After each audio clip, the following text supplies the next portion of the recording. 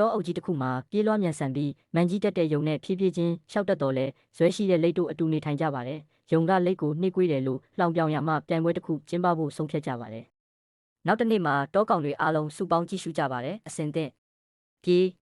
ဆိုတဲ့အတန်နဲ့အတူယုံကလေလိုပြေးထွက်သွားပါတယ်။လိတ်ကတော့ဖြည်းဖြည်းချင်းစတင်လျှောက်ပါတယ်။ခီးတစ်ဝက်လောက်ရောက်တော့ယုံကနောက်ကိုလှည့်ကြည့်ပြီးရေမောလိုက်ပါတယ်။လိတ်ကငါ့ကိုမိနိုင်မှာမဟုတ်ဘူးခဏနားလိုက်အောင်မယ်။ယုံဟာတစ်ပင်ရိပ်အောက်မှာအိပ်ပျော်သွားပါတယ်။